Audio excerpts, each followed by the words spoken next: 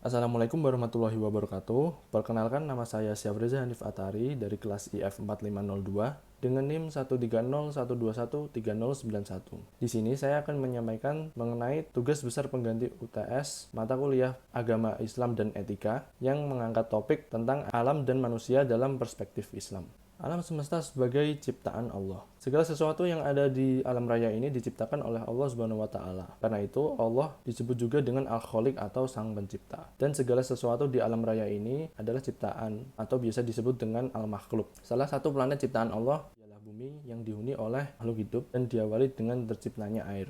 Salah satu ayat yang memberikan informasi terkait dengan penciptaan alam semesta ini ada di Quran Surah Hud ayat 7, yang artinya, dan dialah yang menciptakan langit dan bumi dalam 6 masa dan arsy-Nya di atas air agar dia menguji siapakah di antara kamu yang lebih baik amalannya. Jika engkau berkata kepada penduduk Mekah, sesungguhnya kamu akan dibangkitkan setelah mati. Pengertian manusia. Manusia ialah makhluk yang berakal budi atau bisa diartikan mampu menguasai makhluk lain. Allah Subhanahu wa taala menciptakan manusia sebagai makhluk terbaik di antara makhluk lainnya. Hal ini dapat dilihat dari strukturnya yang lengkap, terdiri bukan hanya unsur jasmaniah atau fisiologis, namun juga rohaniah.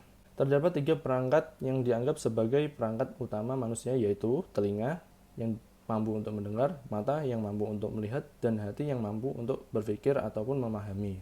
Pendapat menurut para ahli mengenai pengertian manusia, yaitu sebagai berikut.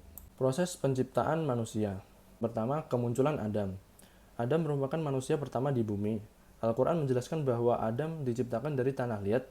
Adam juga manusia pertama tanpa hadirnya bapak dan ibu. Kemunculan Hawa. Hawa merupakan manusia kedua di bumi. Ia diciptakan dari tulang rusuk kiri Adam. Yang ketiga, hadirnya sosok bapak dan ibu.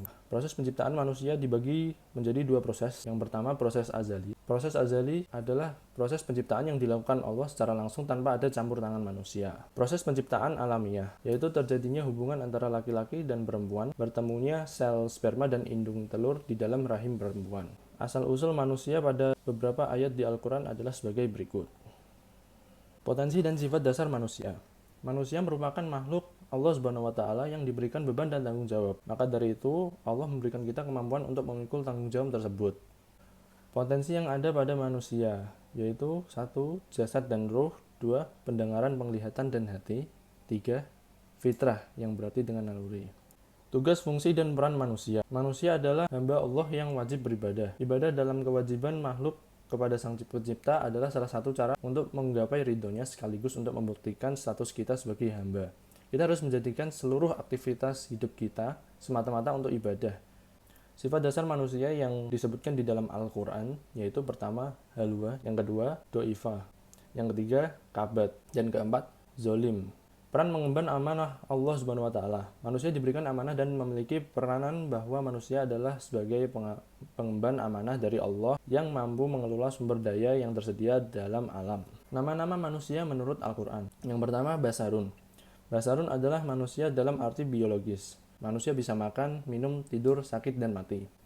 Yang kedua, Anas. Manusia disebut sebagai Anas karena dalam statusnya sebagai makhluk sosial yang bergaul dengan masyarakat. Yang ketiga, Bani Adam. Manusia disebut Bani Adam untuk merujuk asal-usul sebagai keturunan Nabi Adam alaihissalam. Insan. Manusia adalah makhluk spiritual. Kata insan digunakan Al-Quran untuk menunjuk kepada manusia menyeluruh dalam jiwa dan raga. Manusia dari alam ke alam. Perjalanan hidup manusia melalui beberapa tahap, yaitu yang pertama alam ruh, selanjutnya ke alam kandungan, yakni di dalam kandungan seorang ibu selama 9 bulan. Yang ketiga, alam dunia. Manusia setelah lahir di dunia mengalami pertumbuhan yang pasti berlaku, dari kecil menjadi besar dan dari muda menjadi tua. Yang keempat, alam barzakh. Adapun kehidupan di alam barzakh ini sifatnya juga hanya sementara waktu, yaitu hingga datangnya hari kiamat. Yang terakhir, alam akhirat.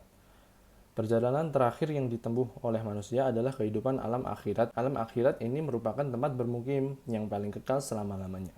Sekian penyampaian tugas pengganti UTS dari saya.